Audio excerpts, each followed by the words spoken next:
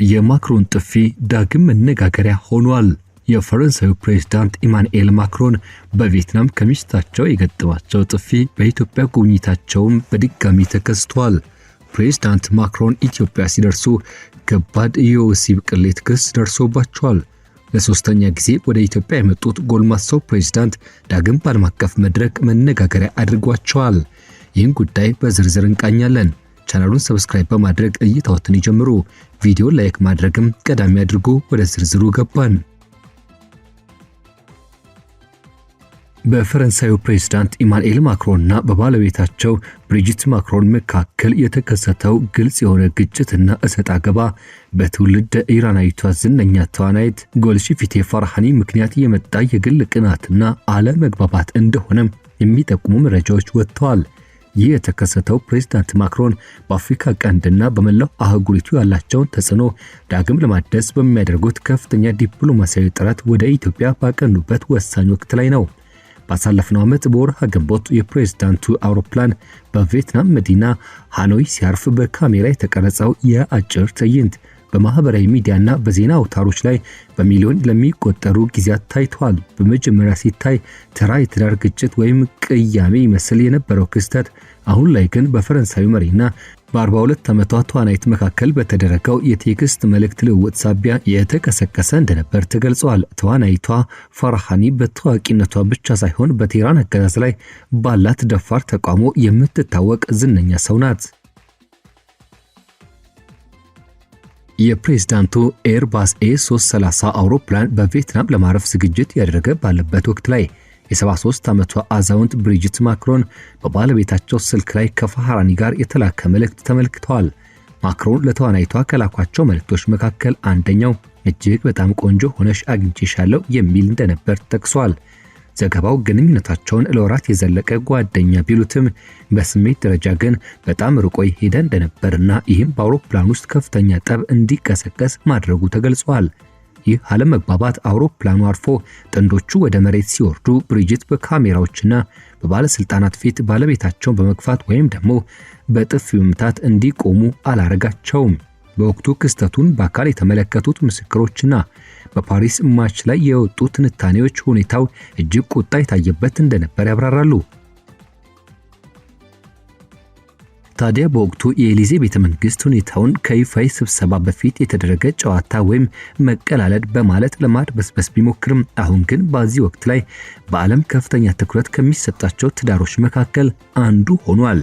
ይህ ቅሌት በዜና አውታሮች ላይ ዳግም ሲያገረሽ ፕሬዝዳንት ማክሮን ወደ ኢትዮጵያ ያደረጉትን ከፍተኛ ዲፕሎማሲያዊ ጉብኝት ማጠቃለል ላይ እንደነበሩ ተጠቁሟል። ይህ ከ2019 ወዲህ ወደ አዲስ አበባ ያደረጉት ሶስተኛው ይፋዊ ጉብኝታቸው ሲሆን ዓላማው በዓለም አቀፍ የኃይል አሰላለፍ ለውጥ፣ በቀይ ባህር የጸጥታ ስጋቶችና በሀያላን መንግስታት ፉክክር መካከል የተከናወነ ነው። ፈረንሳይ በአፍሪካ ቀንድ ያላትን ስትራቴጂካዊ ቦታ ለማጠናከር ያለመ እንደነበር ሲገለጽ፣ ጠቅላይ ሚኒስትር አብይ አህመድ በአዲስ አበባ ለፕሬዝዳንቱ እጅግ ደማቅ አቀባበል ያደረጉላቸው ሲሆን በሁለቱ ሀገራት መካከል ያለውን ጠንካራ ወዳጅነት በማድነቅ በመከላከያ፣ በመሰረተ ልማት፣ በታዳሽ ኃይልና በቀጠናዊ መረጋጋት ዙሪያ ሰፊ ውይይቶች መደረጋቸው ተመላክቷል። ፈረንሳይ በዘመን ማክሮን በአፍሪካ ውስጥ እጅግ በርካታ ፈተናዎች ገጥመዋታል። እንደ ማሊ፣ ቡርኪና ፋሶና ኒጀር ካሉ የሳህል ቀጠና ሀገራት ወታደሮቻቸው ለማስወጣት መገደዷ፣ በፈረንሳይ ላይ ያለው የጥላቻ ሂደት መጨመሩ እንዲሁም የሩሲያ፣ የቻይና፣ የቱርክና የባህረ ሰላጤው ሀገራት በአህጉሪቱ ያላቸው ተጽዕኖ ከጊዜ ጊዜ መስፋፋት ፓሪስን እያስጨነቃት ይገኛል። ጉዞዋ ሁሉ ውጤት አልባ እንዲሆንም አድርጎታል የሚያስብለው ወደ ምስራቅ አፍሪካ በተለይም ወደ ኢትዮጵያና ኬንያ መዞርን የመረጡ መስሏል። የፈረንሳይ አፍሪካ ፖሊሲ ለ21ኛው ክፍለ ዘመን በሚመጥን መልኩ ዳግም ለመቅረጽ የተወሰደ ትልቅ ስትራቴጂያዊ ቁማር አድርገው ይቆጥሩታል። በምስራቅ አፍሪካ በተለይም ኢትዮጵያና ኬንያ ላይ የዞረው ፊትን የተመለከቱ ወደ ግንቦት ወር 2025 መለስ ብለን ስንመለከት የፈረንሳዩ ፕሬዝዳንት ኢማኑኤል ማክሮንና እንዲሁም ልኡካን ቡድናቸው ወደ ቪየትናም ሞቃታማ አየር ለመግባት ሲዘጋጁ በዚያች ቅጽበት ላይ የብሪጂት ማክሮን እጆች ወደ ባለቤታቸው ፊት ሲወነጨፉ በሚሊዮኖች የሚቆጠሩ ሰዎች ተመልክተዋል። በወቅቱ ማክሮን ራሳቸው ተረጋጉ በማለት ጉዳዩን ለማቅለል ሞክረው ነበር። የቅርብ ጓደኞቻቸው ማክሮን ይፋዊ ስራ ከመጀመራቸው በፊት ባለቤታቸው ላይ ማሾፍ እንደሚወዱና እንዲሁም እሷ ሁልጊዜ የምትሰጠው ምላሽ እንደዛ ነው በማለት ተከራክረው እንደነበርም ይታወሳል። ነገር ግን ዛሬ የወጣው ዘገባ ከዚያ የተለየ ሆኗል። ግጭቱ የተቀሰቀሰው በበረራ ላይ እያሉ ቀዳማዊት እመቤቷ መልእክቶቹን ካዩ በኋላ እንደሆነም ጽሑፉ ይገልጻል። ምንጮች እንደሚሉት ከወትሮ የተለየ ረዥምና ጠንካራ ክርክር የነበረ ሲሆን ስሜቱ በጣም ከመገንፈል የተነሳ በሕዝብ ፊት መታየት ጀምሮ ነበር። የማክሮን ጋብቻ ምን ጊዜም ቢሆን ሰዎችን ሲያነጋግር የቆየ ጉዳይ ነው። ትልቅ ተስፋ የተጣለባቸው የቀድሞ የባንክ ባለሙያና ታናሹ የፈረንሳይ ፕሬዝዳንት ኢማኑኤል ማክሮን ብሪጅትን ያገኟት የቲያትር መምህራቸው በነበረችበት ወቅት ነው። በሁለቱ መካከል ያለው የ24 ዓመታት የዕድሜ ልዩነት ማለቂያ ለሌለው ወሬና ትችት መነሻ ሆኗል። ማክሮን የተጠረጠሩባት ይቺው ፋራሃኒ በዓለም አቀፍ ደረጃ ዝነኛ ከመሆኗ በፊት በኢራን ሲኒማ ውስጥ ከፍተኛ ዝናን ያተረፈች ተዋናይት ነበረች። ለአንድ መጽሔት ሂጃብ ስታደርግ ፎቶ በመነሳቷ ምክንያት ከሀገሯ የተሰደደችው ፋራሃኒ ከዚያ ጊዜ ጀምሮ በኢራን አገዛዝ ላይ ተቃዋሚ ሆና ዘልቃለች፣ ዘመናትንም አስቆጥራለች። ዘገባው እንደሚገልጸው ማክሮን በመልእክታቸው ውስጥ የሷን ውበት አድንቀዋል ተብሏል። ይህም መልእክት ለበርካታ ወራት ሲለዋወጡ የነበረ መሆኑ ተጠቁሟል። ምንም እንኳን ግንኙነቱም በወዳጅነት ደረጃ የተገለጸ ቢሆንም በውስጡ የነበረው ስሜት ግን ቀዳማዊት እመቤቷን ሳያስደነግጥ አልቀረም ነው የተባለው። ዜናው መነጋገሪያ በሆነበት ወቅትም ፕሬዝዳንት ማክሮን ከጠቅላይ ሚኒስትር አብይ አህመድ ጋር ለመወያየት አዲስ አበባ ገብተዋል። ይህ ጉብኝት በኬንያ የተካሄደውን የአፍሪካ ፎርዋርድ ጉባኤ ጨምሮ የተደረገው የምስራቅ አፍሪካ ጉዞ አካል ነው። በዚያም ማክሮን ከፍተኛ የኢንቨስትመንት ስምምነቶችን ይፋ አድርገዋል። ዘገባዎች እንደሚያመለክቱት በኃይል፣ በዲጂታል፣ በጤናና በመሰረተ ልማት ዘርፎች ከ23 እስከ 27 ቢሊዮን ዩሮ የሚደርስ የጋራ ኢንቨስትመንትም ይፋ ሆኗል። በኢትዮጵያ ለታዳሽ ኃይል የሚውል ከ54 እስከ 63 ሚሊዮን ዩሮ የሚደርስ የፈረንሳይ ብድር እንዲሁም በጂኦተርማል ኃይል ዙሪያ የጋራ ስምምነቶችም ተፈራርመዋል። ውይይቱ የቀይ ባህር ደህንነትን፣ የተባበሩት መንግስታት ድርጅት ማሻሻያን፣ በዋነኛነት አፍሪካ በጸጥታው ምክር ቤት የተሻለ ውክልና እንዲኖራት መግፋትና የአፍሪካ ህብረት ተሳትፎውን ከዚያም ሲሻገር የአፍሪካ ቀንድ ውጥረቶችን በሰላማዊ መንገድ መፍታትን ያካተተ እንደነበር ተገልጿል።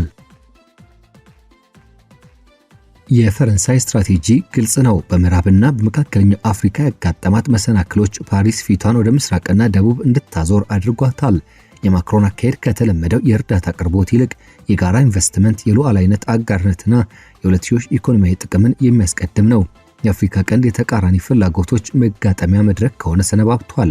የቻይና ግዙፍ የቤልት ኤንድ ሮድ ኢንቨስትመንቶች፣ የሩሲያ ዋግነር፣ በአሁኑ ደግሞ አፍሪካን ፒስ ኮርፕ የተሰኙት ቡድን እንቅስቃሴ፣ የቱርክ ወታደራዊና ኢኮኖሚያዊ ተደራሽነት፣ የባህረ ሰላጤው ሀገራት የወደብ ስምምነቶችና በሶማሊያ በኤርትራና ከዚያም ባለፈ ያላቸው ተጽዕኖ እንዲሁም የአሜሪካ የጸረ ሽብርተኝነት ፍላጎት እዚህ ቦታ ላይ ይገናኛሉ።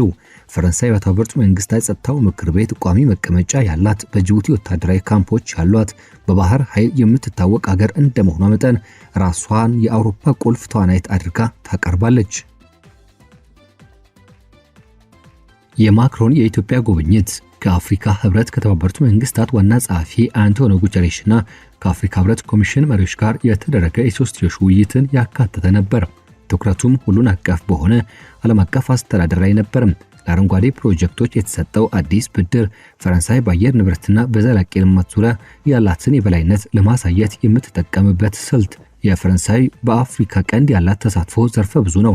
በኢትዮጵያ ከአንድ ክፍለ ዘመን በላይ የዘለቀ ታሪካዊ ግንኙነት አላት። የዘመኑ ትብብር ደግሞ ወታደራዊ ስልጠናን፣ ለአፍሪካ ህብረት ተልእኮች ድጋፍ ማድረግን ያጠቃልላል። ማክሮን የተባበሩት መንግስታት ድርጅት ማሻሻያዎች እንዲደረግ የሚያደርጉት ግፊትም አፍሪካ ቋሚ መቀመጫ እንድታገኝ ከምትጠይቀው ጥያቄ ጋር የሚጣጣም በመሆኑ ፓሪስን እንደ ጥሩ አጋር ያደርጋታል።